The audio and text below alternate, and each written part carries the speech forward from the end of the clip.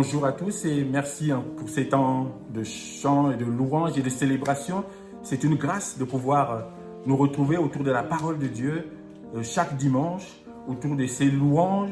C'est vraiment quelque chose que l'Éternel apprécie particulièrement parce qu'il a fait de nous un peuple de sacrificateurs, un peuple pour le louer, pour le servir et pour justement apprécier sa grâce. Merci encore pour ces chants qui sont vraiment inspirés parce que la plupart de ces chants qu'on vient de chanter sont liés au message de cet après-midi. Nous sommes en train de poursuivre notre série sur la feuille de route de Jésus-Christ. On avait commencé par la première mission, c'était d'annoncer la bonne nouvelle aux pauvres. On a continué dimanche dernier par la deuxième mission de cette feuille de route qui était de guérir les cœurs brisés. Et aujourd'hui, nous allons poursuivre par cette troisième mission sur cette feuille de route qui est de proclamer la liberté aux captifs et la délivrance aux prisonniers.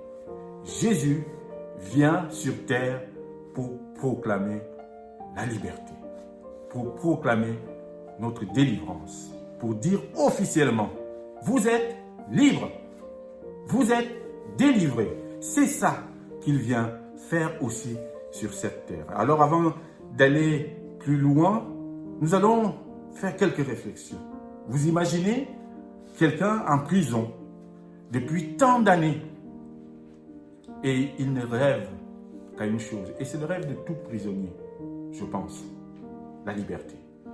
Il ne rêve et il ne pense qu'à ce jour-là où on viendra toquer à sa porte de cellule, où on vient frapper et on ouvre cette porte, on lui dit « Vous êtes libre ». Imaginez un peu l'état d'esprit dans lequel il pourra se retrouver, cet homme ou cette femme qui a été captif pendant si longtemps. C'est cela. Tout prisonnier rêve de ce jour où il sortira libre de cette prison. Et imaginez cela, mais en quelque sorte, c'est ce que Jésus est venu faire pour toi et pour moi. Nous étions prisonniers. Nous étions captifs. Nous étions dans les liens, dans les ténèbres, au fond du gouffre. Nous étions en prison. Et un jour, Christ est venu pour nous déclarer libres. Libre enfin. Sors de ta prison et vis ta liberté comme il se doit. Et c'est ce que Jésus vient faire. Et si Christ vient déclarer cette liberté, s'il vient nous offrir cette délivrance, c'est pour nous permettre de prendre notre envol maintenant, de quitter les liens de ce monde, de quitter tout ce qui nous retient captifs pour pouvoir prendre notre envol et viser le ciel. Parce que notre destinée est céleste. Et Jésus vient pour enlever ces liens. Il vient pour proclamer notre délivrance, afin de nous permettre maintenant de marcher libre sur le chemin qu'il a tracé. Et cette liberté ne nous est pas donnée pour faire n'importe quoi, et nous le verrons. C'est pour demeurer sur le chemin qu'il a tracé. Notre liberté, elle est faite pour la gloire de Dieu. Alors, nous allons lire quelques passages ce matin, cet après-midi. Ésaïe 61, qui est notre passage de référence, chapitre 61, versets 1 à 3. Nous lirons aussi quelques versets dans Éphésiens au chapitre 2, versets 1 à 5. Et nous lirons le psaume 126. Commençons d'abord par le premier texte, Ésaïe 61, versets 1 à 3. C'est un passage que nous lirons chaque dimanche jusqu'à la fin de notre série, parce que c'est sur la base de ce passage que nous avons construit cette série de prédications. Voici ce qui est écrit, que vous connaissez déjà. « L'Esprit du Seigneur, l'Éternel, est sur moi, car l'Éternel m'a oint pour porter de bonnes nouvelles aux malheureux. Il m'a envoyé pour guérir ceux qui ont le cœur brisé, pour proclamer aux captifs la liberté et aux prisonniers la délivrance, pour publier une année de grâce de l'Éternel et un jour de vengeance de notre Dieu, pour consoler tous les affligés, pour accorder aux affligés de Sion, pour leur donner un diadème au lieu de la cendre, une huile de joie au lieu du deuil, un vêtement de louange au lieu d'un esprit abattu, afin qu'on les appelle des térébintes de la justice, une plantation de l'Éternel pour servir à sa gloire. C'est le premier passage. Maintenant, lisons dans Éphésiens au chapitre 2, versets 1 à 5. Éphésiens chapitre 2, versets 1 à 5.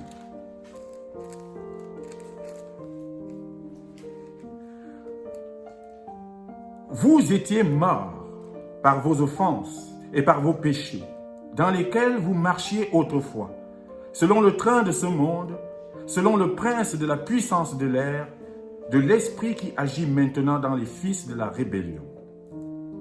Nous tous aussi, nous étions de leur nombre, et nous vivions autrefois selon les convoitises de notre chair, accomplissant les volontés de la chair et de nos pensées, et nous étions par nature des enfants de colère, comme les autres. Mais Dieu, qui est riche en miséricorde, à cause du grand amour dont il nous a aimés, nous qui étions morts par nos offenses, nous a rendus vivants avec Christ. Et le troisième passage qui nous concerne cet après-midi, se trouve dans les psaumes, le psaume 126.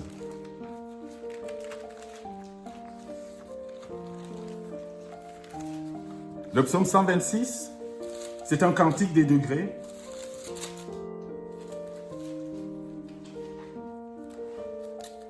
Il est écrit: quand l'Éternel ramena les captifs de Sion, nous étions comme ceux qui font un rêve. Alors notre bouche était remplie de cris de joie et notre langue de chants d'allégresse. Alors on disait parmi les nations: l'Éternel a fait pour eux de grandes choses. L'Éternel a fait pour nous de grandes choses. Nous sommes dans la joie. L'Éternel ramène nos captifs comme des ruisseaux dans le midi. Ceux qui sèment avec larmes moissonneront avec chants d'allégresse. Celui qui marche en pleurant quand il porte la semence revient avec allégresse quand il porte ses gerbes. Amen. Voilà les trois passages qui nous concernent ce matin, chers frères et sœurs. Je suis dans la joie cet après-midi parce que je sais que je suis libre en Jésus-Christ. Et j'espère que vous partagez cette joie. Christ est venu pour nous libérer. Christ est venu pour nous délivrer. Et le premier acte que Dieu montre pour cela, pour nous dire que c'est un Dieu de délivrance, il le manifeste à travers son peuple, Israël. Voilà un peuple que Dieu a choisi, Israël, mais qui se retrouve en esclavage. 4 siècles d'esclavage en Égypte. 4 siècles. Maltraité, soumis. Un peuple qui ne vit plus. Un peuple qui est opprimé, qui est dominé pendant 4 siècles. Et un beau jour, Dieu a entendu les cris de ce peuple. Il va donc décider de le libérer. Il va décider de sortir ce peuple des griffes de Pharaon. Et il va choisir pour cela un homme, Moïse, à qui il va confier cette mission. Va en Égypte. Va libérer mon peuple. Moïse était déjà, en quelque sorte ici, la préfiguration de Jésus-Christ. Sa première mission, c'était celle-là. Et c'est cela le livre d'Exode. C'est ce que le livre nous raconte. Cette sortie d'esclavage, cette sortie d'Égypte. Dieu a entendu les cris de son peuple. Il vient pour libérer. Exode chapitre 3, versets 7 à 8. Voici ce qui est dit. L'Éternel dit: j'ai vu la souffrance de mon peuple qui est en Égypte. Et j'ai entendu les cris que lui font pousser ses oppresseurs, car je connais ses douleurs. Je suis descendu pour le délivrer de la main des Égyptiens. Dieu est descendu pour délivrer son peuple de la main des Égyptiens, de la main de Pharaon. Il est descendu à travers son serviteur parce que Dieu a besoin d'un homme. Il a besoin de nous. Il a besoin de la main d'un homme pour agir, pour manifester sa puissance. Et il choisit donc Moïse pour venir faire ce premier acte de libération. Il libère son peuple et le peuple va sortir de cet esclavage égyptien. Il leur promet un pays où coule le lait et le miel. Et quelques générations plus tard, ce peuple va arriver à destination. Enfin, libre. Voilà le premier acte que Dieu fait.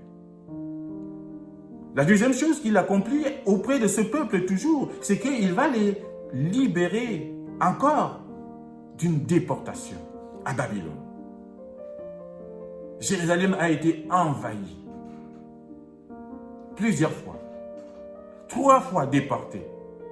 Et le peuple se retrouve dans ce pays, dans cette terre étrangère, ne sachant pas où aller. Ce peuple qui était auprès de Dieu se retrouve en déportation. Et quelques années plus tard, quelques générations plus tard, alors que le peuple était en train de désespérer, Dieu va accomplir sa promesse. Il va sortir ce peuple de cette déportation. Il va le ramener à Jérusalem. Et le peuple le vit comme un rêve. Et c'est ce qui est dit dans le psaume 126 que nous venons de lire. Quand l'Éternel ramena les captifs de Sion, c'était le retour de Babylone. Et il dit, le psalmiste dit, nous étions comme dans un rêve. Oui, parfois, à force d'être enfermés, lorsqu'on est resté trop longtemps en captivité et que la liberté tout d'un coup arrive, on a parfois du mal à y croire. Et c'est ce qui arrive à ce peuple. Il dit, nous étions comme dans un rêve. Et lorsque ce peuple partait en déportation, les nations autour, qu'est-ce qu'ils faisaient? Ils se moquaient du peuple de Dieu. Ils disent qu'ils sont le peuple de Dieu, les voilà en déportation. Et quand Dieu est venu manifester sa puissance et libérer ce peuple, alors ces mêmes peuples qui se moquaient disaient, Dieu a fait pour eux de grandes choses. J'espère aujourd'hui que Dieu te libère de tes liens et que tu reconnais qu'il a fait pour toi de grandes choses. La libération que Dieu nous apporte, c'est une grande chose dans nos vies. Et que les peuples autour et les gens qui se moquaient des liens hier disent aussi, Dieu a fait pour lui de grandes choses. Ils étaient comme dans un rêve. Imaginez quelqu'un qui est en prison depuis longtemps, qui est enchaîné. Et puis tout d'un coup, on vient lui enlever ses chaînes, on dit, mais tu peux y aller. Et parfois, on nous raconte, certaines histoires nous racontent qu'ils ont du mal à marcher. Les premiers pas sont difficiles parce qu'ils ont l'impression d'être toujours enchaînés. Et c'est ce qui arrive au peuple. Mais Dieu est véritablement celui qui libère et celui qui délivre. L'Égypte, il a délivré son peuple. Babylone, il a sorti son peuple de cette déportation. Mais au-delà de ça, chers frères et sœurs, ce que l'Éternel vient faire, ce que Christ vient faire sur cette terre, c'est de nous libérer et de déclarer notre liberté et notre délivrance d'autres liens qui sont beaucoup plus forts, beaucoup plus puissants, les liens du péché et de la chair. Voilà ce que Christ vient faire. Il vient nous délivrer de nos péchés et de ce corps de mort qui nous tire vers le bas. Et pour bien apprécier cette liberté et cette libération et cette délivrance, nous avons besoin de connaître notre état d'autrefois, notre situation d'autrefois. Comment nous étions? Comment étions-nous? Et c'est ce que l'apôtre Paul nous rappelle dans Éphésiens au chapitre 2, le passage que nous avons lu ici. Parce que pour mieux célébrer la grâce de Dieu, pour mieux apprécier l'état de liberté dans lequel nous sommes, pour mieux célébrer et apprécier la délivrance de Dieu, nous devons savoir d'où nous venons et qui étions-nous. La parole nous dit, vous étiez morts. Rien de bon. Aucune espèce de bonté. Plongés dans les ténèbres de la chair. Et nous ne pouvions faire que du mal. Et nous obéissons à la force du péché et du mal et de la chair. Et nous marchions selon nos convoitises, les convoitises de la chair. Rien de bon en nous. Dans le gouffre, nous étions morts. Parce que le salaire du péché, c'est la mort. L'apôtre Paul n'y va pas de main morte. Pour nous décrire notre condition d'avant, notre situation d'avant. Nous étions morts par nos offenses, par nos péchés. C'est cela notre situation. Je relis Éphésiens chapitre 2, versets 1 à 3. Vous étiez morts par vos offenses et par vos péchés. Nous étions comme liés et attachés à ces péchés. Les péchés dans lesquels vous marchiez autrefois, selon le train de ce monde, selon le prince de la puissance de l'air, de l'esprit qui agit maintenant dans les fils de la rébellion. Oui, nous tous aussi étions de leur nombre, et nous vivions autrefois selon les convoitises de notre chair, accomplissant les volontés de la chair et de nos pensées, et nous étions par nature des enfants de la colère, comme les autres. Nous étions livrés et exposés à la colère de Dieu, parce que nous ne marchions que par la chair, pour la chair, et nous étions dans les péchés totalement morts. Voilà notre état d'avant. Voilà notre situation, notre condition d'autrefois. Et nous avons besoin parfois de nous rappeler cela. Parce que souvent on passe très vite à cette étape d'avant. Et voilà pourquoi parfois on a du mal à apprécier la grâce actuelle. Non, il faut savoir d'où nous venons. Nous venons de très loin. Nous étions destinés à la mort. C'était ça notre destin. Mais, parce qu'il y a un mais dans l'histoire. Et à chaque fois que dans la Bible, vous entendez ce petit mot « mais Dieu », c'est ce qu'Éphésiens nous dit « mais Dieu ». Heureusement qu'il y a Dieu.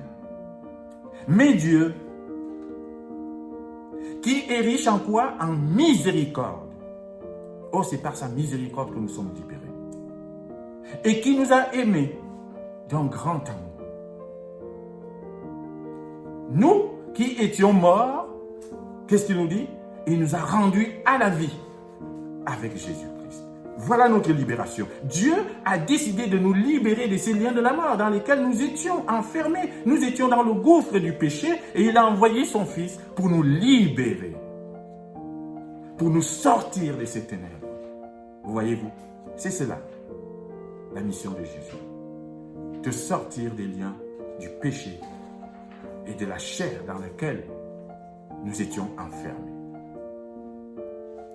Et tout cela parce qu'il nous aime.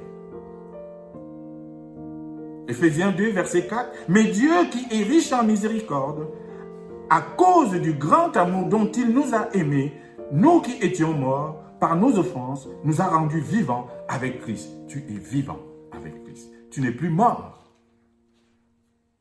Et c'est cela la libération. Et c'est cela la délivrance que Jésus-Christ vient nous donner. Alors le péché, une fois que Christ est passé, n'a plus de pouvoir sur nous. Avant, on pouvait dire, et on l'entend encore aujourd'hui, « Ah, c'était plus fort que moi. » Non, le péché n'est plus fort que toi. Christ est passé par là. Et tu as maintenant le choix.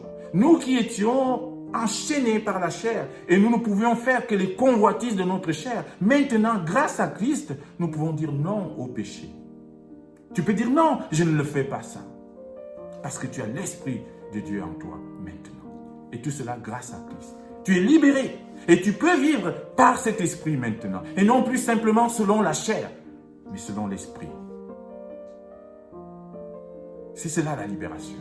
C'est cela la délivrance. Je ne sais pas si vous voyez la grâce et le privilège que Dieu nous accorde à cela. De mort que nous étions, nous sommes devenus vivants en Jésus-Christ. Et nous pouvons dire non au péché. Tu n'as plus le pouvoir. Et nous venons de le chanter ici. Nous sommes plus forts par le sang de Christ. Le péché n'a plus de pouvoir sur nous.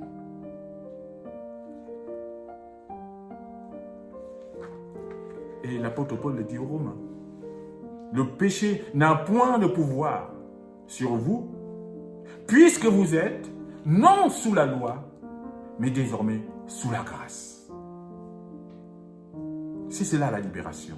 chers amis. C'est cela la délivrance que Jésus-Christ vient proclamer. Il vient nous libérer de notre corps de mort, de nos péchés, pour nous rendre à la vie.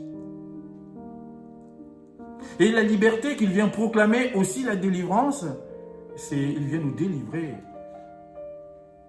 de tous ces liens de l'ennemi, de l'adversaire et du diable, et de toutes ces maladies. Jésus vient nous libérer, nous délivrer de nos démons, de nos mauvais esprits, de nos maladies. Quand vous lisez les évangiles, allez lire notamment Luc. Imaginez le nombre de délivrances que Jésus a apportées aux gens. Il y avait des possédés autour de lui, des gens qui étaient dans les liens du démon. Il les a délivrés. Que dire de ce démoniaque de Gardan? Jésus arrive et lui dit, Jésus-Christ, qu'y a-t-il entre toi et moi? Il dit, je m'appelle Légion, parce qu'il avait tellement d'esprit en lui qu'il le maintenait captif, qu'il se faisait appeler Légion. C'était nombreux. Et Jésus va le libérer. Il va délivrer. Que dire de cette femme hémorragique qui a traîné cette maladie pendant 12 ans? Elle a essayé tout. Elle est passée partout. Elle a essayé toutes sortes de traitements. Ça n'a pas marché. Et il a suffi juste qu'elle touche le pan du vêtement de Christ pour qu'elle soit libérée, guérie totalement. Jésus est venu pour nous libérer. Oh, que dire de la fille de Jairus, le chef de la synagogue qui vient pleurer aux pieds de Jésus et dire, ma fille est en train de mourir, elle est malade, viens la délivrer, viens. Et Jésus va venir, va trouver la fille morte, va ressusciter cette fille. Oh, que dire de Lazare, l'ami de Jésus. On vient lui dire, ton ami est malade. Et Jésus prend le temps, jusqu'à ce que Lazare meure. Et quand il arrive, les sœurs de Lazare viennent auprès de Jésus en lui disant, mais c'est trop tard. Si tu avais été là, Seigneur, notre frère ne serait pas mort. C'est trop tard. Et il est déjà enterré depuis 4 jours. Il sent déjà, c'est fini. Et Jésus va ressusciter Lazare. Jésus est venu nous rendre à la vie. Et qu'est-ce qu'il va dire? Il va dire à Lazare, Lazare, sors! Jésus vient nous sortir de nos prisons. Jésus vient nous sortir des liens de la mort. Il te dit à toi aujourd'hui, toi qui es peut-être encore dans les liens, parce que beaucoup de gens, contrairement à ce que vous pensez, chers frères et sœurs, sont encore dans ces liens. Beaucoup de gens sont encore dans les liens du péché, de la mort, de la chair. Et je prie aujourd'hui que l'Esprit de Jésus-Christ vienne les libérer et qu'il dise, sortez de vos prisons. Sortez de vos liens. Il dit, Lazare sort. Et quand Lazare sort, il dit à ceux qui étaient autour de lui, déliez-le et laissez-le aller. C'est cela la libération. Jésus vient nous libérer des liens de la mort. Laissez-le aller. C'est fini. La mort ne te tient plus captif. Jésus t'apporte la liberté. Que dis-je? La résurrection. Sors des liens de la mort. Aujourd'hui. Si tu y es encore, il est temps de sortir de ces liens.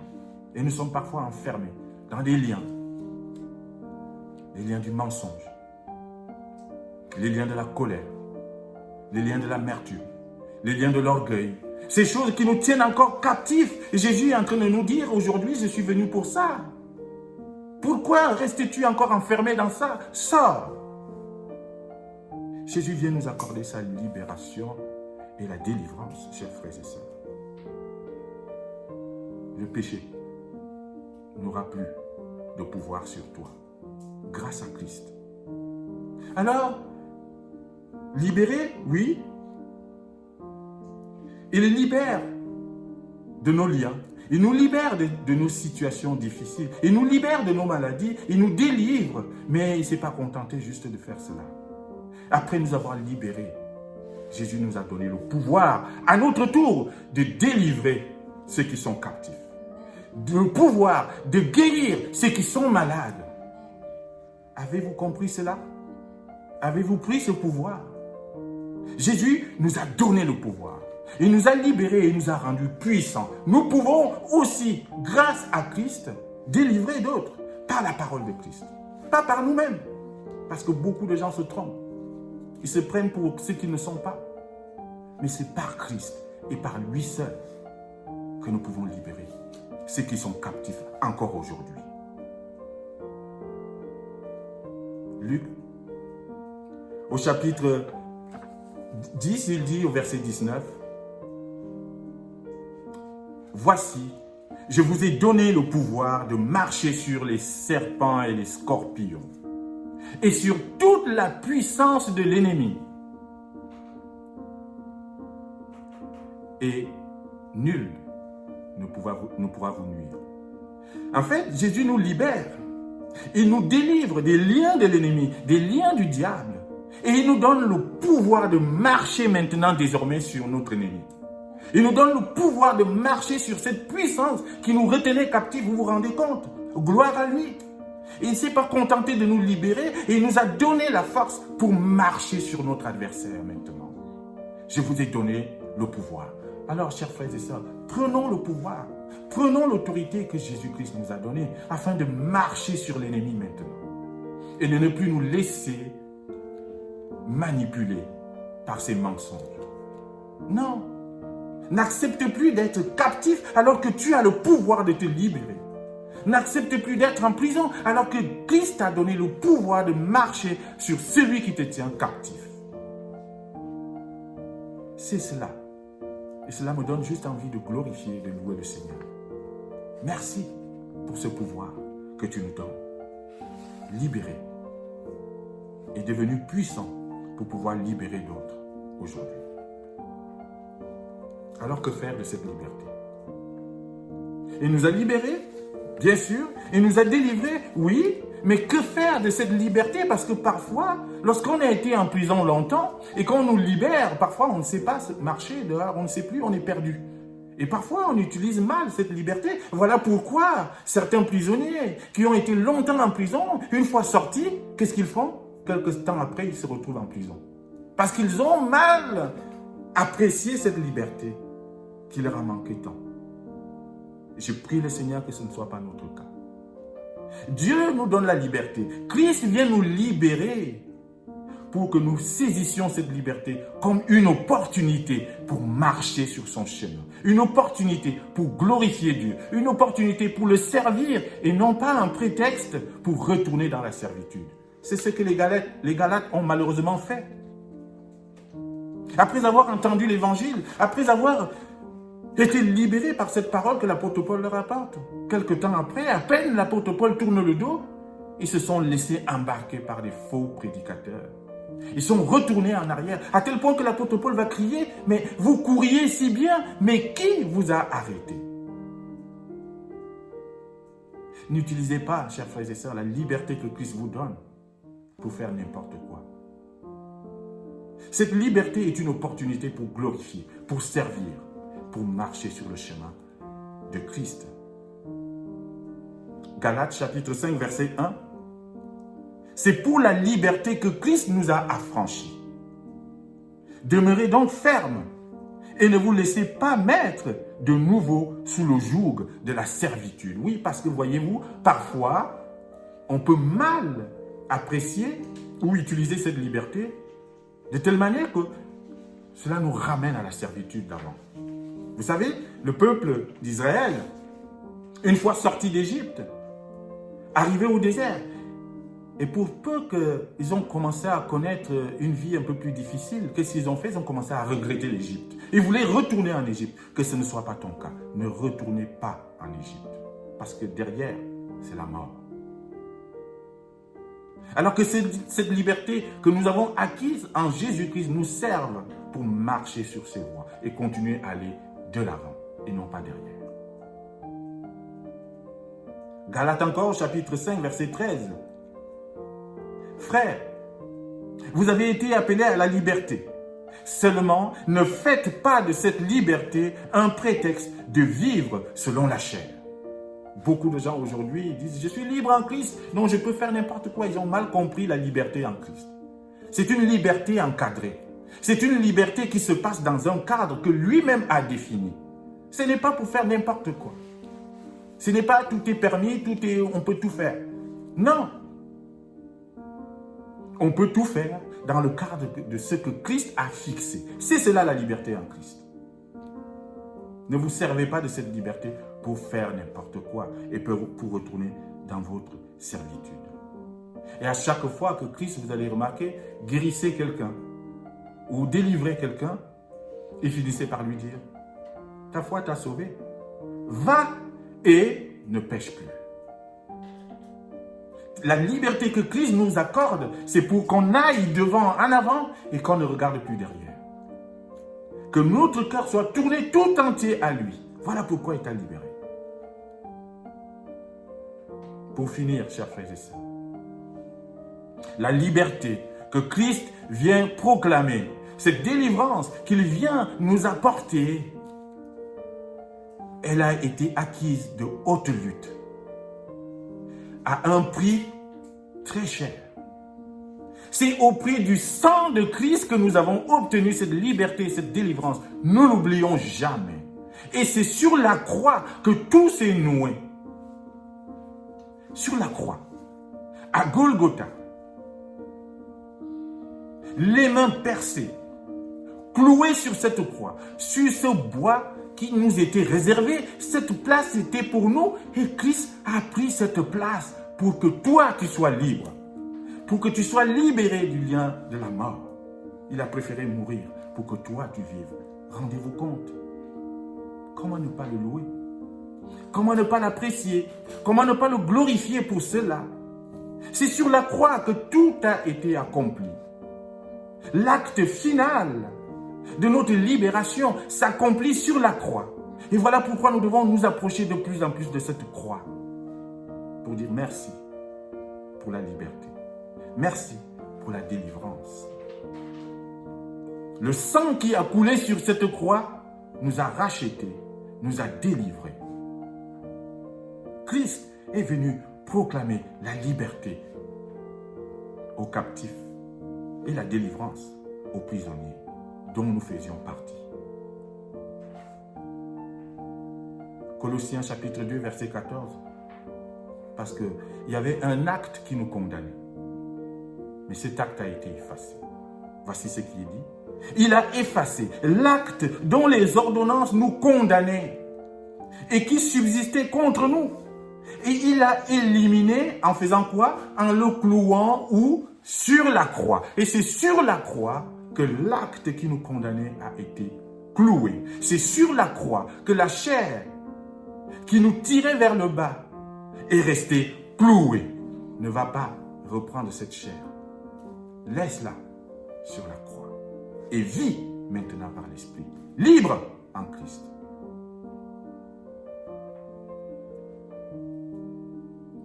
Et comment finir cette prédication sans citer ce verset, et je finirai par là. Apocalypse, chapitre 1, versets 5 à 6. Et quand j'ai fini cette prédication, j'ai cru comprendre en regardant les chants que mon épouse a préparés, que ça allait être le dernier chant de notre culte.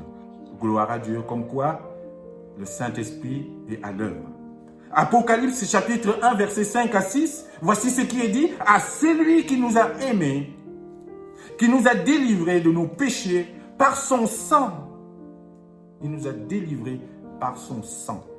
Rendez-vous compte du prix payé pour que toi tu sois libre. Il nous a délivrés de nos péchés par son sang et qui a fait de nous un royaume, des sacrificateurs pour Dieu son Père.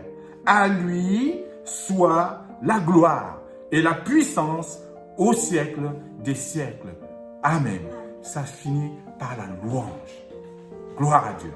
Amen.